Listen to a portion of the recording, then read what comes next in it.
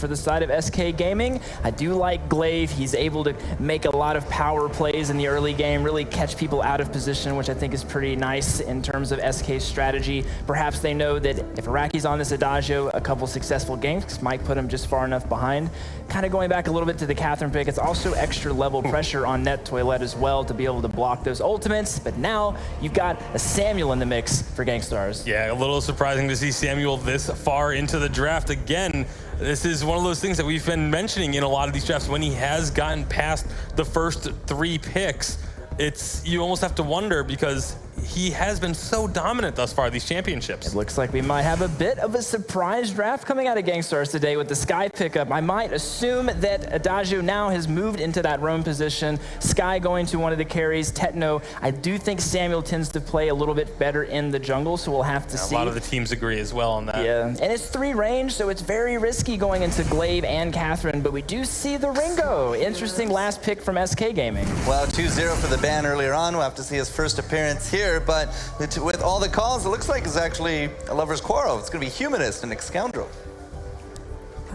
All right, thank you very much. That's right. I kicked Sona out of here. I got the better half of the Scoundrel and Sona pair. Sona, forgive me for saying that one. But Scoundrel, how you feeling? You already got the day going. Already got the day going. Pretty sick series to start the day off. Truly. And we've got another best of 3 coming our way. It's going to be amazing as well. SK going against Gankstars. And honestly, I have to talk about this draft when we get into game and Eunice. I know you're really good on color aspects as well. Let's do it. Let's break this down, dude, because there is some really interesting picks coming through here. I feel like a Frostburn from Gankstars would almost seal the deal. A Frostburn would seal the deal? Well, that's pretty easy win condition right there, buddy. I genuinely feel like it's almost at that point where a Frostburn would potentially almost seal the deal for Gankstars. Well, my goodness, if that's the case, I'd say that that was a 1 draft right there. But this is going to be all about these plays, and I think that, you know, these teams, they do stack up against each other pretty well. Immediately out to the lane, and how would you expect the aggression to play out here in this match? In the lane matchup there, I think Cream actually, as long as he's dodging Malice and Verdict, which can be easier to do in the early game, probably have a better time of things versus Samuel. I think if you're going to pick a laner to go into Samuel, Ringo's probably one of the better laners to choose. My worry is that this is going to be a composition that I think will be centered around likely double weapon power. I don't know how well Crystal Power Ringo would work in this situation, but now we've potentially got a little fight on our hands. Yeah, there's going to be the early engage afterburn. Tetno, he's going to be stunned up, chopped down, easy kill for SK to start things off. Let's see if they want to go for some more net, eating a bit of damage. Bayou's front lining for his team like a boss, but that's going to be all she wrote for the early game here. Well, it's just because of that level advantage on Raph. He had both his ability to do a bit of splash damage with that automatic crit, which obviously was great for bursting through a level 1, and had that afterburn in the tank as well. Tetno JJ only level 1 himself, relying on just the forward barrage, no Suri strike in the tank. It was easy pickings right there. Easy pickings indeed. And yeah, once you get afterburned out of that position, it's quite easy to get that kill. And we're going to see Bayou hanging around this lane. We know that Samuel can apply that pressure. Scout traps down, exactly what you want out of your roamer thus far. Bayou just taking an aggressive positioning, either forcing Gankstars to try and check that brush where he is, and with that Storm shield, he should be, you know, absolutely fine.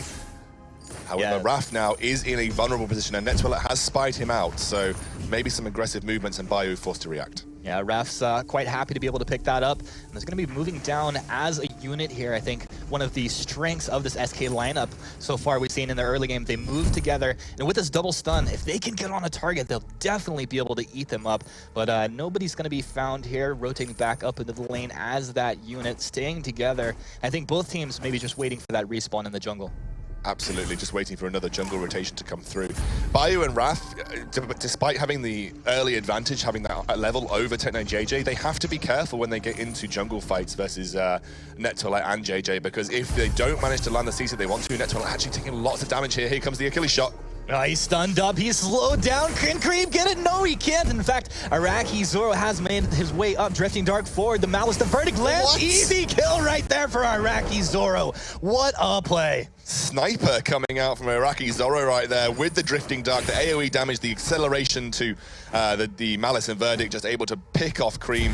A little bit over aggression onto Net Toilet as well. You do have to respect the fact that Gift of Fire has a lot of healing and has that dot over time, but now Net Toilet the target for Raph. Yeah, not respecting Raph. Raph with the afterburn. Can he get Iraqi into a poor position, or can Iraqi out damage them? The scout traps there, the damage is as well, and double kill for Raph. Very nice plays for SK. Yeah, very good rotation by Raph. Raf there, immediately knowing that Netwillet didn't require an afterburn to take out. I think he was hesitant because obviously he nearly lost the kill with the basic attack, but that final splash damage came through and he managed to pick him up in that swing round with his W. So using the afterburn then to reposition Iraqi Zoro, and obviously then a nice join by Cream after coming back from base and being sniped out, manages to help secure the kill there for Raf. So very good play by Raf, and actually I don't know why we're surprised. Raf is one of the best glaives in Europe. He has always been known as one of the best glaives in Europe. It's been a signature hero for him for a very long time, and he is making us see why he is so feared, or was so feared in the past. Maybe he should be feared again, Humanist. You know, I think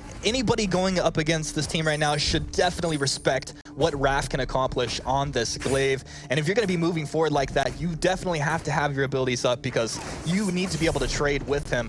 A bit of damage coming out, Cream getting those attacks out onto net, but Tetno makes his way up. Absolutely. I would like to see early reflex blocks from all of these guys on Gankstars. You get singled out by a Merciless Pursuit or get singled out by an Afterburn. You're a dead man standing.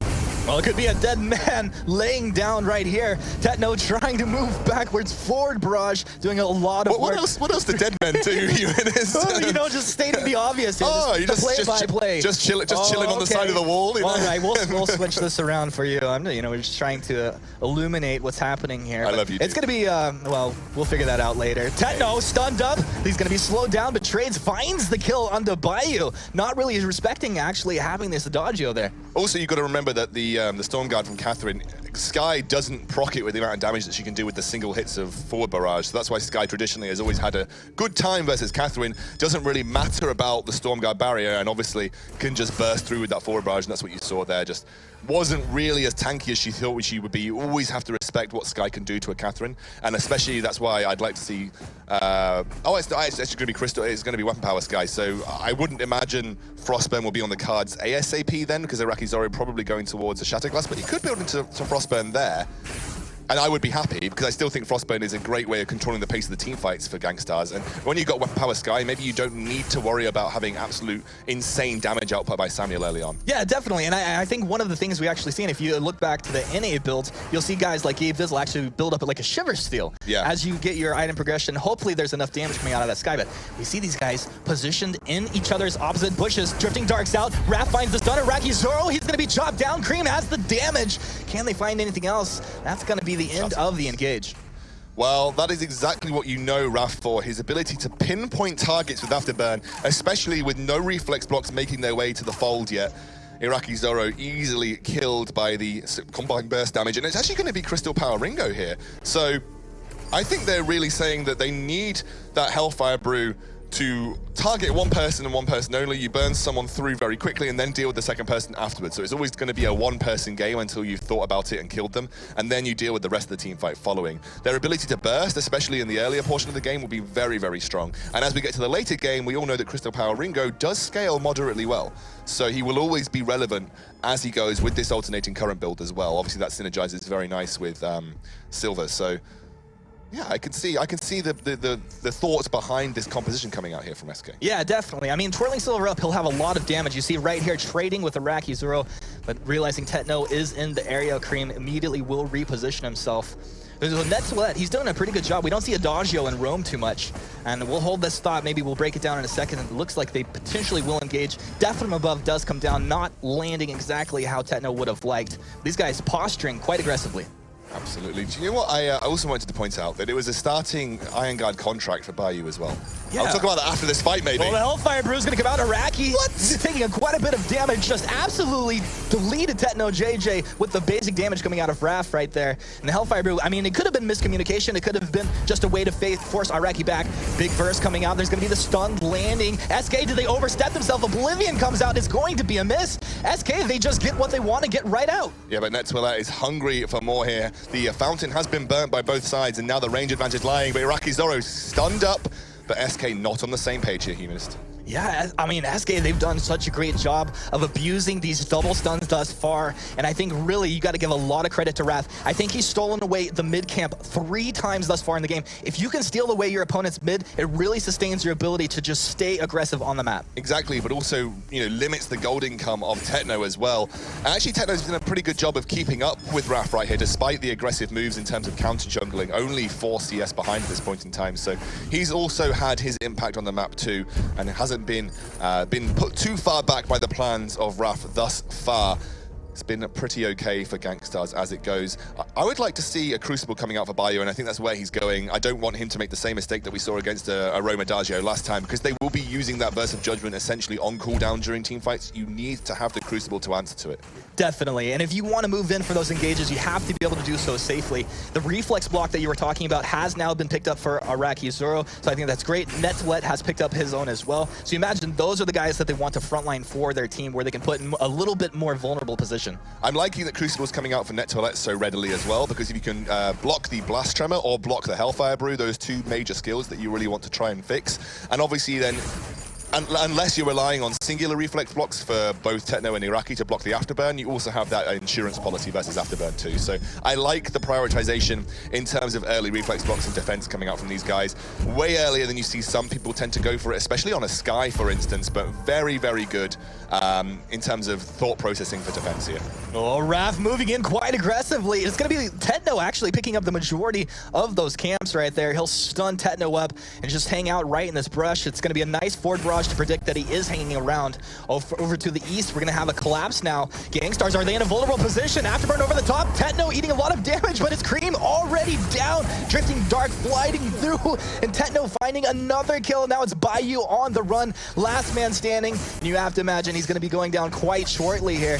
This is going to be the triple kill for Techno, coming alive in the ace for Gankstars. It was that Verse of Judgment from Nettolet right there. Nothing to block it out. There was a reflex block on Cream, but he didn't use it, and Wrath had to use it to keep himself alive, but he was just unable to get the damage required. Let's have a little look here. So this is the Verse of Judgment.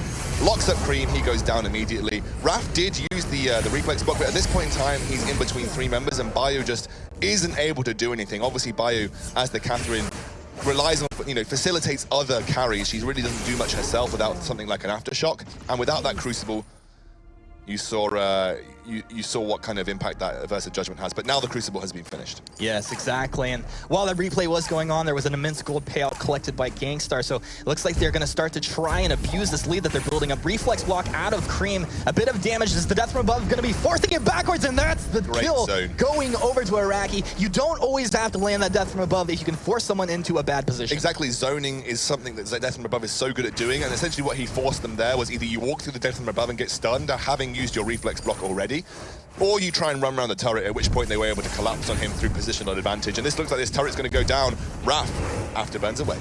Yeah, and Raph, he'll eat a bit of that malice and verdict. It's, I think, one of the toughest things you see. Raph, he has to be so careful to decide when he's going to engage, because they can poke from so far away. If he doesn't get in and actually isolate a target, it really leaves them in a dangerous spot. I also like Weapon Power Sky into the double melee too. Just because, you know, if Raph's looking to jump onto someone in the backline, it makes Techno JJ's damage output probably a little bit more reliable than a Crystal Power Sky would be against someone who's so overly aggressive in terms of positioning. Plus the fact that Afterburn is hyper-mobile. You always prefer to have a Weapon Power Sky against hyper-mobile targets because you can consistently land effective damage that doesn't require you to be hitting all of your skill shots. Exactly. I think that makes a whole lot of sense, and well said there, Ex-Scoundrel. Let's see, SK, they're hanging around this lane, but they don't have that turret to back them up. So you see a much more cautious posture from them, a much more cautious positioning right here. Gangstar is starting to sniff that out. You see Nettolet moving forward. Not the tankiest of roamers, but when you get into a position like this, you can definitely frontline for your team. Absolutely. Plus Gift of Fire gives you that kind of pseudo tankiness. You know, you're able to sustain through damage. And actually, most people won't be focusing Nettolet. You also have to realize that with, you know, Agent of Wrath on Techno JJ, you're really facilitating the ability for him to go off the chain in terms of damage output during a team fight. And plus, you have to worry about that Verse of Judgment. You know, Nettolet himself is a frontline zoning tool. You get too close to him, you run past him, you ignore him, you could put yourself in a situation where Verse of Judgment's going to be a real pain in your butt. Yeah, and that's never fun. See, SK... A man who speaks from experience. Well, okay, we'll let that one go. Talk about that later. But you see these guys forced to actually teleport back to base. They can't even make it out to the jungle shop right now. The SK feeling so much pressure right now. So Death from above will land on 2. Of course, he's just throwing this out as often as possible. Really just a harassment tool. And of course, if anyone does completely get caught out, they will go down. Hellfire Brew is going to come out. Blocked. You're going to see the Afterburn and Techno eating a lot of damage. Can the burst come through? No, it can't. Fountain's forced out. Now Bayou on the run. Bayou should go down here. One more attack actually coming out right there to clean that up. No, a 3 versus 2 situation in which Gankstars can essentially take whatever objective they want. So this is one of the interesting aspects of Vainglory that I always do like to talk about. When you have a very aggressive jungle roam combo that look to dive, and then you have something like a Crystal Power Ringo that follows up with only a Hellfire Brew, you have to be sure that you're going to pick off a kill. You have to be sure that when you commit with Afterburn, you commit with Merciless Pursuit, you're going to pick off something. Because if you don't, you lose. Every single time. I mean, definitely, I'll agree with you on that one. I think one of the things also, you talk to a guy like Dienzio, I think he said it best. When you're playing this CP Ringo, the best thing you can do for your team is start off with a Hellfire Brew, but you want to do it from a position where your opponents cannot see it coming. That way, it's a much harder for them to reflex block that, and then you can follow up on top. Exactly, and obviously, if you manage to reflex block, what I'd like to see is forcing the reflex block from Afterburn so that Hellfire Brew lands all of its damage. Most of the damage from Hellfire Brew comes after it's landed. So forcing the reflex block first onto something like a low damage ability like Afterburn, and then getting the Hellfire Brew afterwards, it's all about timing, could be more effective here for SK Gaming. I think that may be a path that they should consider, or even trying to get Merciless Pursuit blocked and then get Afterburn to reposition into the Hellfire Brew. That's maybe a path that they could take. The problem is for me that they're going for Techno JJ. That's just allowing Iraqi Zoro and Net Toilette to just deal with Cream, stop him from getting anywhere near. He can't use Twirling Silver at all. And that just, completely takes out one member of SK's lineup. And then once SK Bio and SK Raf get into the back line and are unable to take out Techno JJ, they start to retreat because they have nothing left. And then they just get taken out too. Yeah, exactly. I think that's where an item like War Treads definitely comes into play. You need to be able to close the gap with Cream at some point to apply damage if you have your team on the back line. You see Techno with this breaking point really just building up stacks immediately, and the damage output is insane. And War Treads would help. But then you still have to run through Net Toilette, who's probably going to be channeling Burst of Judgment as soon as someone makes the engage. So then you have to make that decision and probably burn a reflex block. And at that point, Iraqi Zoro, with the Drifting Dark, will just be wailing pain on Cream, who doesn't have his own gap closing abilities. So it's a really tough situation for SK. I really feel for them.